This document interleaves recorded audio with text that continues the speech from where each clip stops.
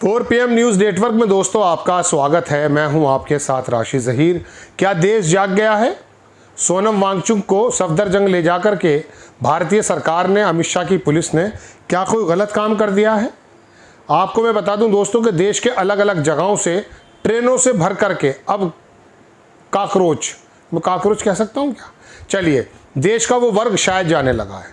सबसे पहली बात तो यह है कि देश के मीडिया ने जिस प्रकार का रवैया इख्तियार किया, इस प्रदर्शन को लेके वो आपके सामने है। लेकिन लोकल स्टार, यूट्यूबर्स, इन्फ्लुएंसर्स और जो बाहर के लोग थे सब आकर के सोशल मीडिया के वो आ गए, और आने के बाद उन्होंने देखा कि कोई ना कोई काम बनता हुआ दिख रहा है। जहाँ 200-400-500 लोग थे वहाँ हज़ारों अब लाखों होने लगे हैं। सबसे पहली बात तो मैं दिखाता हूँ आपको, यह है कि अब इंटरनेशनल मीडिया उसको कवरेज करने के लिए पहुँच गया है। मोदी सत्ता का डंका बजाने विदेशी मीडिया जंतर मंतर पर उतर चुकी है। गोदी कुकुर, अब ये अपनी लैंग्वेज लिखते हैं पत्रकार, मैं नहीं पढ़ रहा हूँ। कुकुरों को काकरोचों ने सुबह ही खदेड़ दिया था। जो गोदी के लोग थे, मीडिया के लोग थे, उनको खदेड़ दिया था। अब ये लोग जा रहे हैं। अब हमारे एडिटर चाहेंगे तो आपको ये वीडियो दिखाएंगे, अदरवाइज़ मैं इसके स्क्रीनशॉट लगाता हूँ कि बाहर के जो प्रवक्ता हैं, बाहर के जो संवाददाता हैं टीवी के, वो लोग पहुँच चुके हैं। बड़ी खबर ये देखें आप, ये स्टोरीज किसी ने लगाई है और इसके अंदर ये जो तमाम मॉब है, ये आपको जंतर मंतर पर जो आज का, यानी कि आप मेरी खबर एक दिन बाद सुन रहे हैं, कल का जो मामला है वो चीज़ दिखाई जा रही है दोस्तों। अब ये तमाम चीज़ें देखने के बाद मैं आपको एक नई वीडियो दिखाता हूँ। वो ये है कि जर्दा गर्दा नामर्दा वाले मुर्दा प्रदेश, ये मध्य प्रदेश को पुकार रहे हैं। मुर्दे भी जाग गए हैं, ट्रेन भरकर आ रहे हैं दिल्ली, इनकलाबों के नारों के साथ। आप ये छोटा सा वीडियो देखें आप।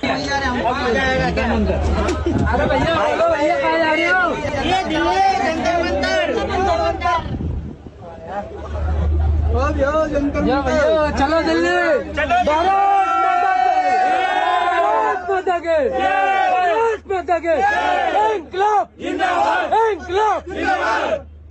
आगे भी है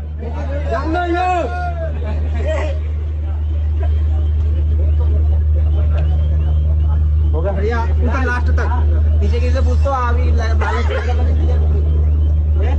ये भी बैठे अपने साथी उधर,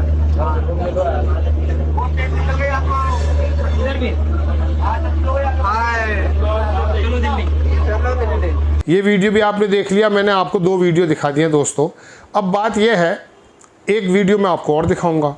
उसमें यह है कि सेनाएं कूच करती हैं ड्रम की 3 थाप पर, देशभक्ति के तरानों पर गीत बन चुका है और नारे भी जंतर मंतर पर निशाना।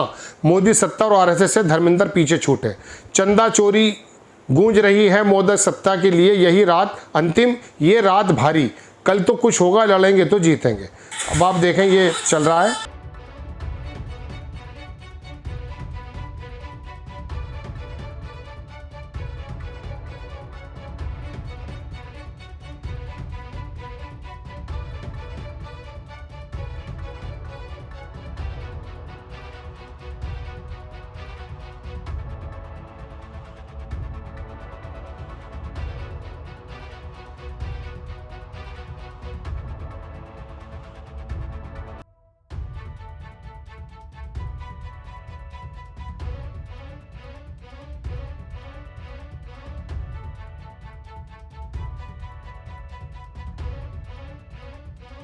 ये भी शायरों के पीछे आएंगे। जिस उर्दू को ये काम कर रहे हैं, एक अच्छा शायर है, वो मेरे नाम जहन से निकल रहा है। देश की तबाही का हिसाब दीजिए, मुझको अपने बैंक की किताब दीजिए, ये था वो। इसको जो है ये पढ़कर सुना रहे हैं, देखेंगे आप। दूसरा फोटो दिखाता हूँ। सीता माता रो रही है संगियों के काम से, सारा पैसा लूट लिया है मेरा पति के नाम से। चलिए,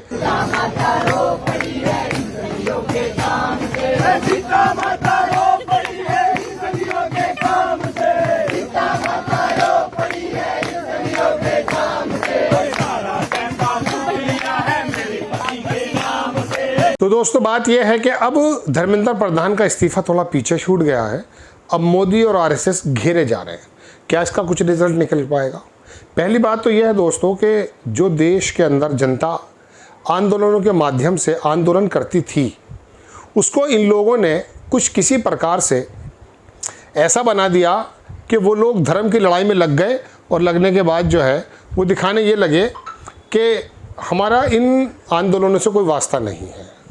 तो अब बात यह है कि ये अगर हमारा भी कहना, सोशल मीडिया पे जो लोग काम कर रहे हैं उनका भी कहना शुरू से यही रहा है कि किसी प्रकार से देश के लोगों में हिंदू मुस्लिम की बात हट करके देश के जो असल मुद्दे हैं वो उनके पटल पर छा जाएं। ये वीडियो आपको 2-3 जो मैंने दिखाए हैं ये बानगी है। अब हाई कोर्ट हो, मोदी हो, सुप्रीम कोर्ट हो, अमित शाह हो, इन लोगों को चेतना चाहिए कि आखिरकार नाराज़गी क्यों है। बहुत लंबे समय तक आप इनको धार्मिक पशु बना के नहीं रख सकते। आप मंदिर तक में भी आपके लोग डकैतियाँ चोरियाँ मार रहे हैं, शिक्षा के क्षेत्र में आपके लोग चोरियाँ डकैतियाँ कर रहे हैं, पेपर लीक हो रहे हैं, लाखों करोड़ों रुपए का कारोबार चल रहा है और एक के बाद एक ये लगातार चल रहा है।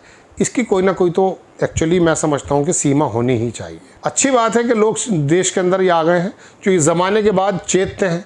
बाद मरतबा ऐसा भी होता है कि लोग थोड़ा चेंज चाहते हैं, लेकिन जब धर्म का मामला आ जाता है और ये आता है कि ये जो 20 करोड़ लोग हैं ये आपके असल दुश्मन हैं, इनको रोकने के लिए हम बराबर काम कर रहे हैं, तो वो आदमी क्या होता है, पढ़ा लिखा आदमी भी धार्मिक पशु बन जाता है। मैं फिर बताऊं कि ये बंगाल के बारे में मैं आपको कई बार कह चुका, भद्रजन, बड़े पढ़े लिखे, बड़े लिखने वाले, किताबों के मुसन्निफ, लेखक वहाँ पर हुए, लेकिन ये जो इलेक्शन जीता गया है, जिस माध्यम से भी जीता उसके बारे में नहीं, लेकिन इससे पिछले इलेक्शन की बात मैं आपको बारहा बता चुका कि तब भी बीजेपी को वोट, टोटल हिंदूज़ का वोट का 55% मिला था।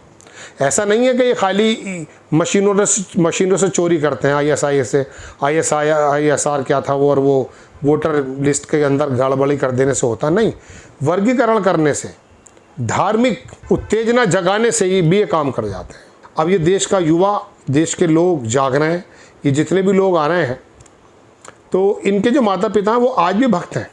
इनमें से ज़्यादातर लोग ऐसे हैं, राहुल गांधी को अच्छा तो कहते हैं, लेकिन राहुल गांधी को अच्छा कहने के साथ साथ उनके दिमाग में बात आती है कि नहीं अगर मोदी जी हटे तो हम कटे। ये लगने लगे थे नारे कि हम हटे, अब डर ये दिखा दिया। लेकिन 5000 साल से आप हैं, ये सभ्यता है, हिंदू सभ्यता है। मुसलमानों का तो इस्लाम भी 1400 साल पहले ही आया है। ये कौन से लोगों को काट देंगे साहब, और कब काटा है बताइए। सारे भाई मिलकर बनकर के जो है काम कर रहे थे, इन लोगों ने बंटवारे कर दिए। जब देश के अंदर शिक्षा पर, मंदिर की चोरी पर सवाल उठ रहे हैं, तो ये आकर के क्या करते हैं योगी आदित्यनाथ कि रामगढ़ी की, उस पर रामगढ़ी पर जो नमाज हुई है। अब बताइए, नमाज हो गई तो क्या हुआ, नहीं हुई तो क्या हुआ, इससे क्या हासिल है। बहरहाल खबर आपको कैसी लगी, अपनी राय कमेंट्स बॉक्स में ज़रूर दीजिएगा, चैनल को सब्सक्राइब कीजिएगा।